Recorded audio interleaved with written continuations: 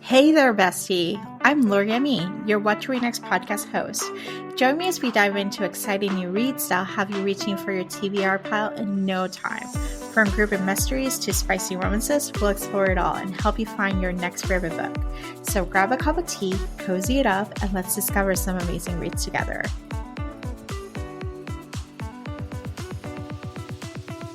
Hello, Danica. Welcome to What to Read Next podcast. Hello, thank you for having me, Laura.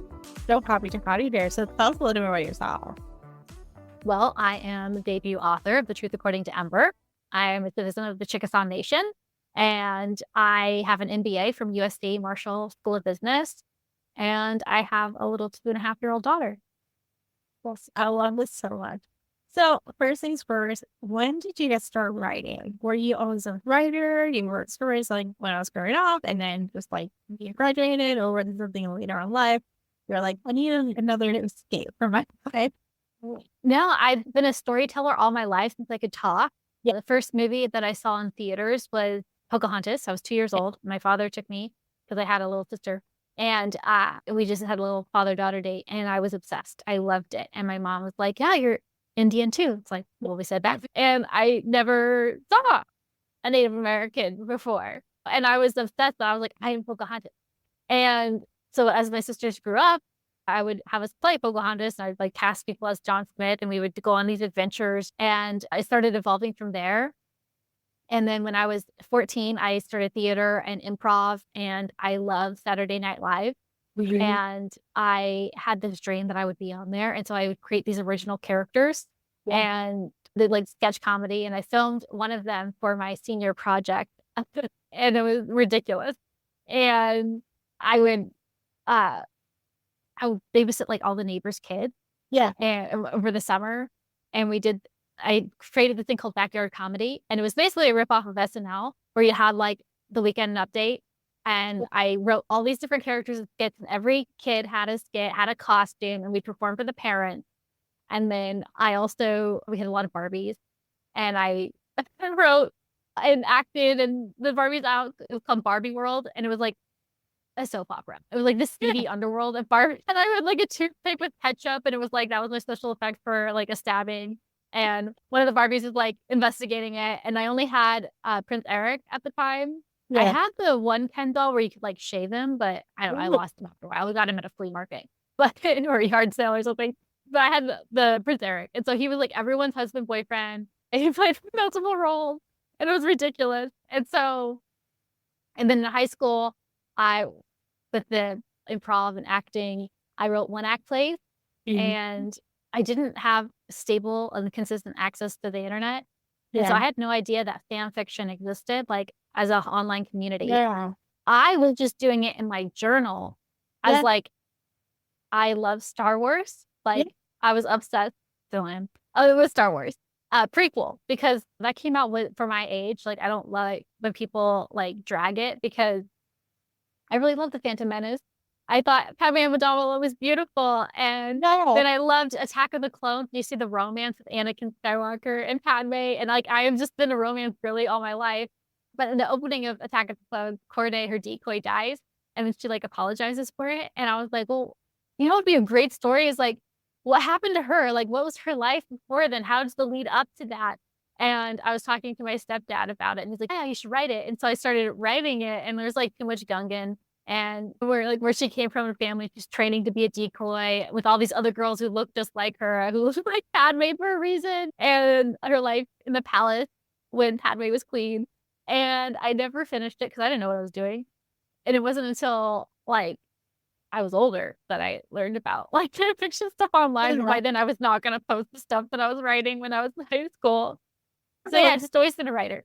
I didn't know about fan fiction. I'm a child of the 90s, and I'm in Puerto Rico. So I'm not in the US, I'm in Ringy Island. And so I remember my friends and we used to write our own like fan fiction of Menudo. Like that's the telling of the times. Like let's talk about, it's not even the Ricky Martin Menudo. It's the next generation Menudo. Because they changed the boys when they grew up. Like when they changed their boys, they changed the guys. So I had no idea about that. That's hilarious.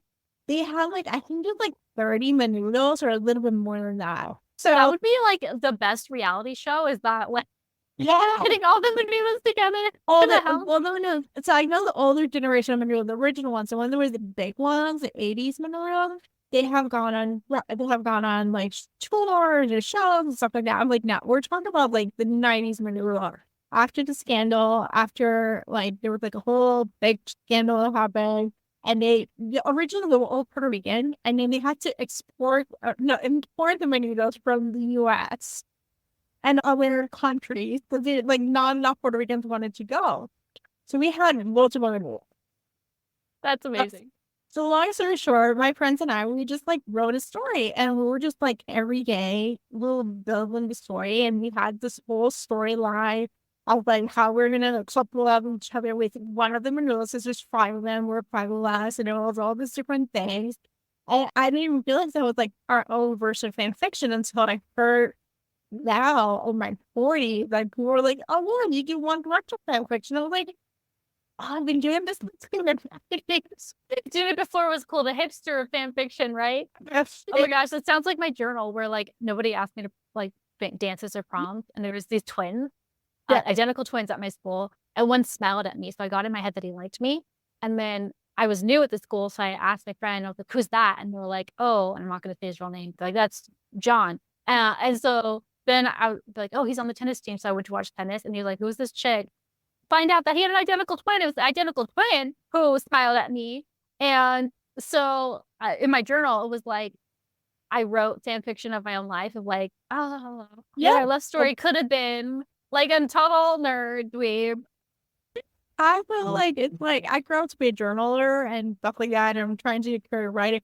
The reality is like there's something to be said about you writing yourself, inserting yourself in the story, and like you have free reign and you can control the feelings. As type A personality who struggle with anxiety, the idea that if you control my emotions and I can control when I can cry, when I can feel the feelings, it's like the ultimate rumination. Well, I started doing that because I would only write my journal when I was like upset and be like, I hate my sisters. I hate my life. Everyone's so horrible. And it was like so depressing. And then I started writing these weird stories. Yeah. Oh, well. It is exciting. So I'm glad that we connected. So let's talk about the truth according to Ember. When did you get started writing this novel? Like when did you decide, you know what, let's give a rom-com a try? Well, I had written 2 other books before that, and I self-published them, and they did pretty well. I took them offline. I wrote two books, and shocker, one of them was Jane Austen fan fiction. It was called Pride and Prejudice. Oh my And gosh, I need a book.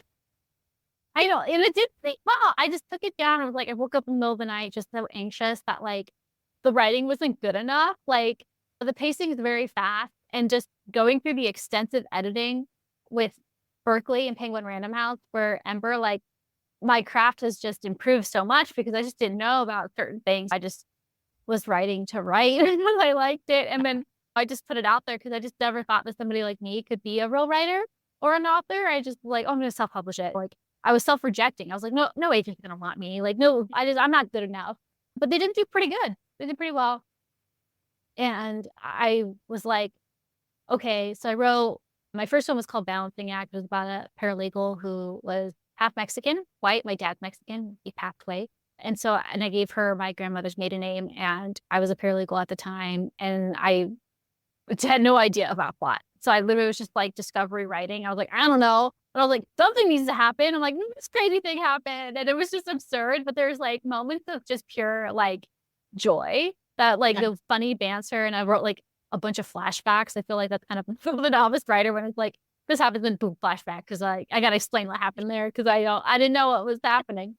And then I wrote Pride and Prejudicial, and I tried to make it a diverse cast. So like Bingley, he was Indian American or British Indian. His dad was like a James Bond type actor, and his mom was Miss Universe like from India.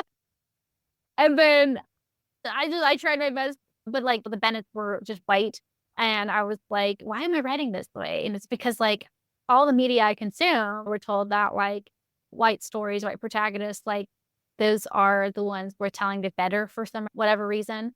And it was 2020, and I was like, I want to write a native rom-com. And I had started a different one, and it was a Jane Austen retelling of Northanger Abbey. It was called Northanger Medium. And I had the cover and everything ready, and there were two Indigenous characters. And my Catherine Morland, she was a medium. She could talk to spirits.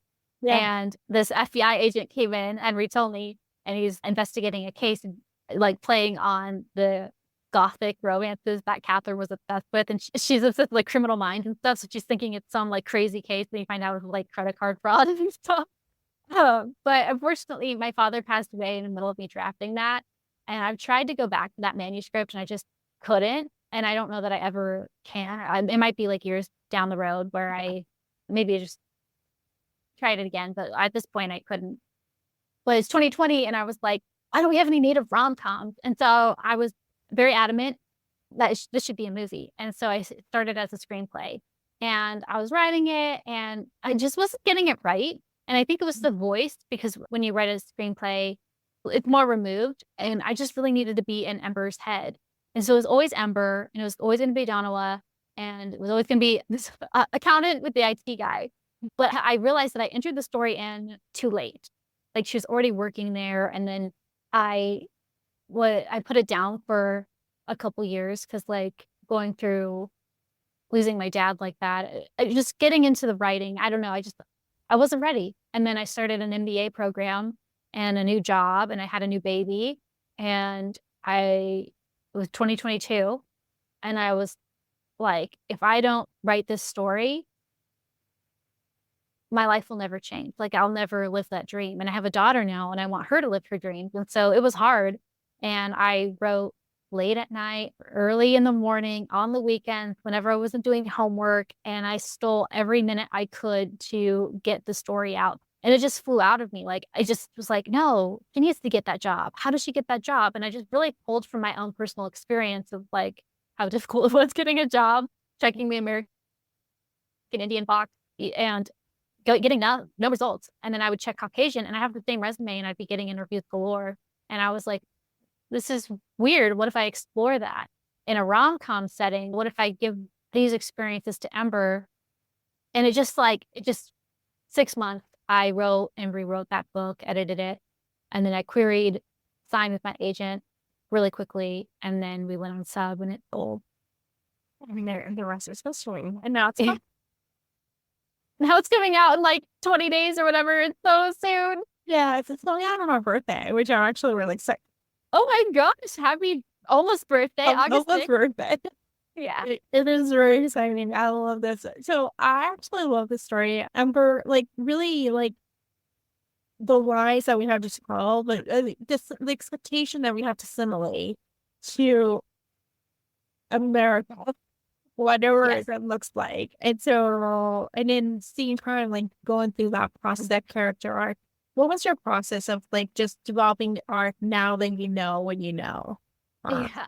It's so interesting you say that, because I think themes and stuff happen. I realize what they are after I write it, because in the moment I'm just like, I want to get these two characters to kiss, and everything is like conspiring against them, and I can't do that. And as I was drafting, like I use Save the Cat Beat, and I do a skeleton outline, and I will put scene ideas on either a wall, or I have a poster board freeway, and I have divided into acts.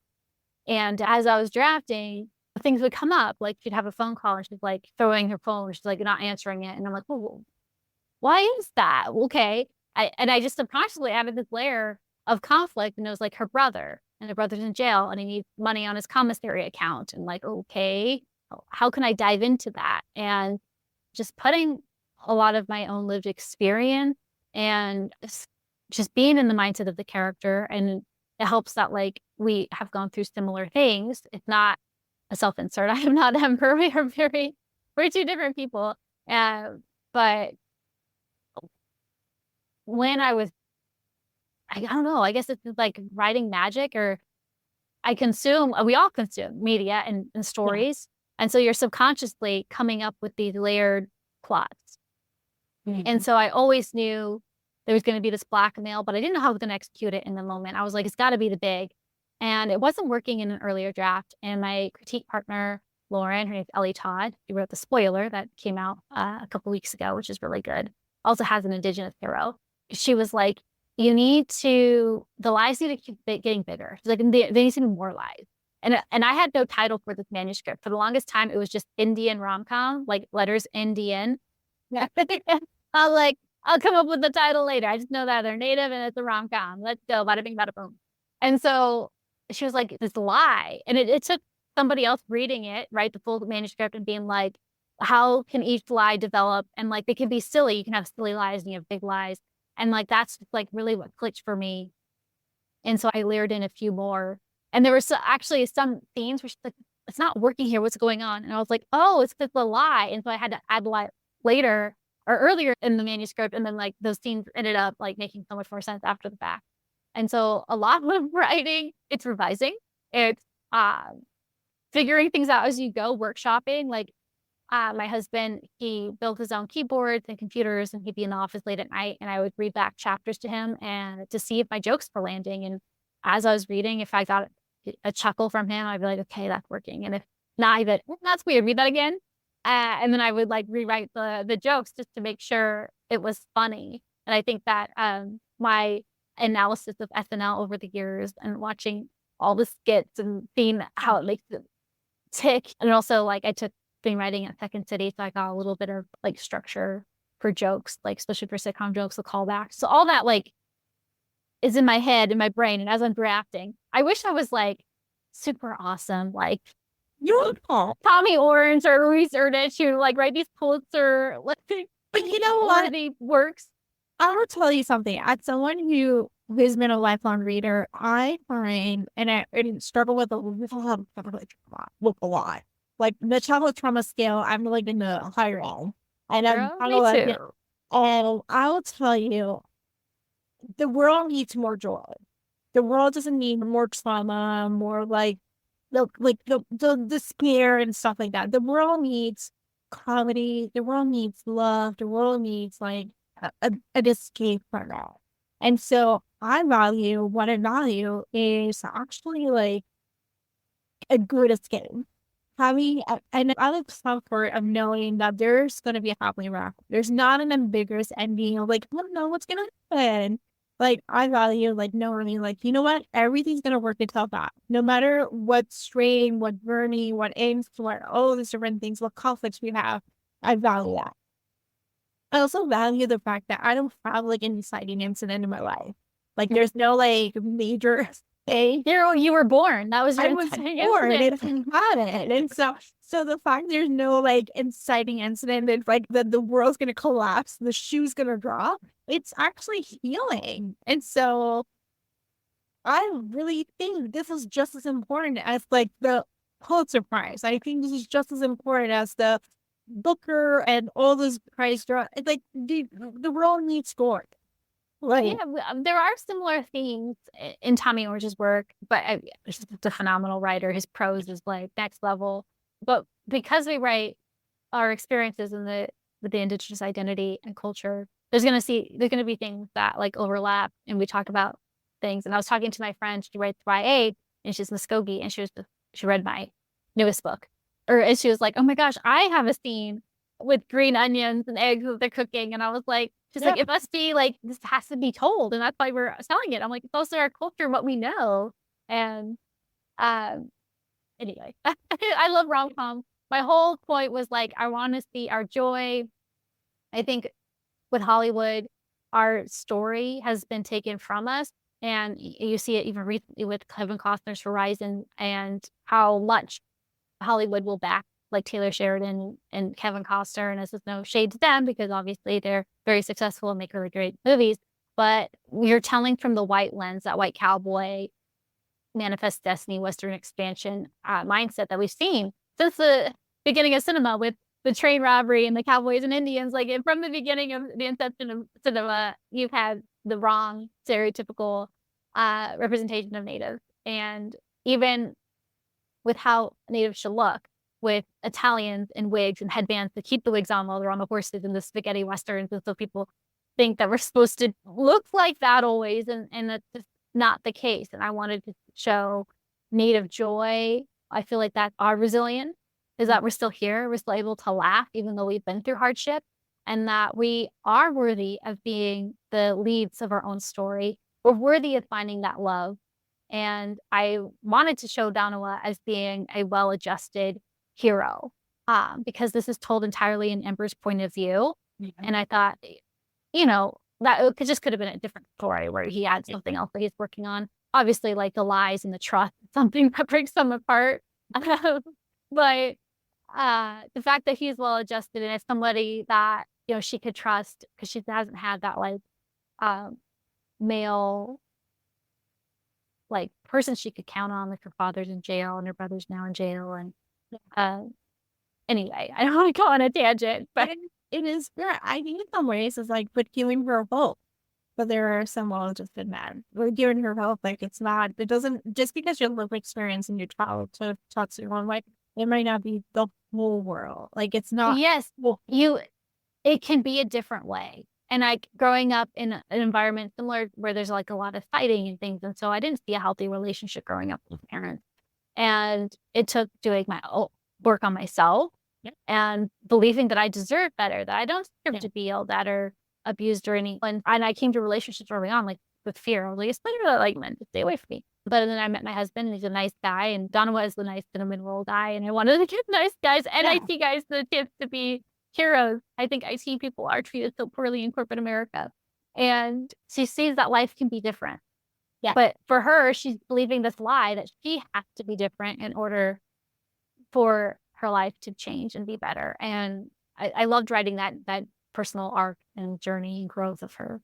oh, this is very exciting. So thank you for bringing this book to the world. Thank you for birthing this book and give us this another perspective and another like reminder that life doesn't have to be one role. It can be a different way. And you can overcome things. You can overcome hard things. There could be nice guys in the future.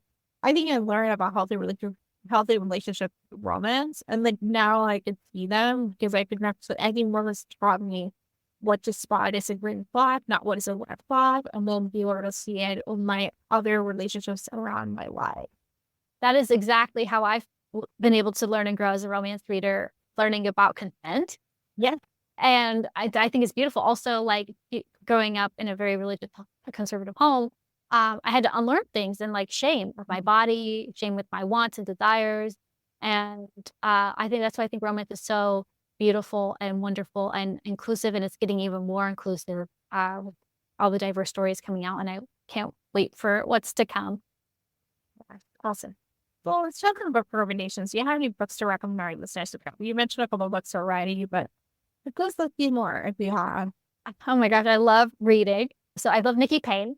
I love Pride and Protest and Sex, Lies, and Sensibility. Sex, Lies, and Sensibility has an indigenous hero. He's from the Abenaki Nation. And my friend Ellie Todd, her book, The Spoiler, came out. It's a new adult romance. Tristan Moore, he is Monacan, so he's indigenous, and he plays hockey. And his best friend's little sister is Rose, and she has OCD. And the way she copes with that is she gets obsessive with watching like historical dramas. And so she loves going to movie rental stores, and she like will just watch the historicals to kind of escape from her life. And he will spoil the endings or spoil things coming up and find enemies to lovers, and she decides to get revenge on him. But then they fall in love, and it's so beautiful. And I love that book so much. I highly recommend just keeping it contemporary or like fantasy or you can go whatever. Just all right. oh my gosh. Okay. But you want to go. So when I'm drafting, I cannot read contemporary. I have to read something outside of what I'm writing. So I read a lot of fantasy or historical. And I found this old historical. It's called The Bride by Julie Garwood. And it is like so old. Have you read it? This rom-com set. Yes, I read it. Actually, Julie came on the show before she passed away, and she talked about how she got those stories. Like, it's like talking to my grandmother. It was like such a delightful conversation. Oh my God, I need to go in your archives for that. But like, honestly, like, it's like hearing her talk about like how she got these like bursts of inspiration for these stories and this world that's created. So, oh my God, my dream. Okay, so I got my, this is like such a tangent, but the reason I got an MBA was because I had a CEO boss told me I had to do it or whatever. And then I thought, how am I going to use it for me? Because if I'm going to invest this money and invest the time in myself, And my dream is to produce content. I want to produce movies and be a producer. And like, that's why I wrote this book, because like I want to see more Indigenous stories and stuff. But when I read The Bride, I was like, oh, I can adapt this. Like, I just had this moment of delusion, probably. But I was like, this is so amazing. A rom-com set in 1100 AD. Like, it's crazy. Highlander Scotland. But like, oh gosh, I just have ideas. I love it. So that one is so fun. I'll read that one out. Like, I'm in a slump or I just need to laugh. It's so good. And then for fantasy, The Assistant to the Villain. I watched those skits on TikTok and I was like, oh my gosh, this book. And of course, it was #1 New York Times. It sold so many copies. And it's so silly and good and goofy, but it's just like so decadent and indulgent. Like all the tropes you want in a lighthearted fantasy romance. And I just love it. I don't love that the second book comes out the same day as mine, because mine's going to tell me. But I'm so looking forward to it because it left on a cliffhanger and I have to know what happens in The Princess of the Villain. So Hannah Nicole Maurer there, I pronounce the last name. Anyway, I want her to be my friend, but like I've tried tagging her in a few things on like threads and it just ain't going to happen. She's too big for me. But I was like, can I get an early copy of that? I'm an author too. But what else have I got here? Laura Thalassa. I will read anything by her. She is a friend of mine. And Nina Kumar, Say You'll Be Mine. A book that's coming out that comes out the same day as me. So get it, obviously. It's called 4 Weekends and a Funeral. And it's my friend Ellie Palmer. She came on the show too. So we're like, oh my God, we're just like the same. So anyway, I love her. So obviously, since you've heard this podcast, or her podcast, get it. And if you love like Western, there's Marcella Bell. She has The Rodeo Queen and The Wildest Ride. They're really spicy, really good. She's a phenomenal writer. And then also Danny Trujillo. She has Lizards Hold the Sun. Yeah. It's an Indigenous contemporary romance. And there's a second one called With Stars Have Teeth. Sorry, I'm looking at there on my shelf back here, but it's all blurry. You can't see it. Oh, what else? Oh, I love Etta Easton. She has The Kiss Countdown. Is about an astronaut. Yep. Yeah, that one, I loved it. Maya Ariel, When I Think of You. Like, if you want to laugh, like the first like I thought it was a rom-com going into it because I became popular with the same imprint, so I read it early. So I was like, laughing. And it was like having me sob. Like, sob. I sent her videos of me sobbing. And then she has me swooning, my heart racing. She is just a master of her craft. Oh my God, I love her so much. Basically, like, you want to just show you my whole. These are great recommendations. You give us like a little bit of everything. Like you give us not only a little bit of everything, just enough to satiate until your next release. So it is all good. So after you read The Truth According to Ember, then you can go start launching all these other releases. So it's all good.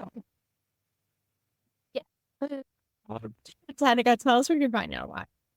You can find me on Instagram, really. That's the only place I'm usually updating more. And my handle is my name, Danica_Nava.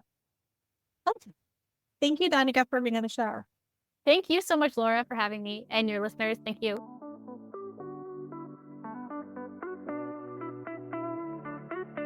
Thanks for joining me on this episode of the What to Read Next podcast. If you enjoy our bookish conversations and want more recommendations, don't forget to subscribe so you never miss an episode. Also, head on over to the What to Read Next blog for a list of books mentioned in today's show. Happy reading!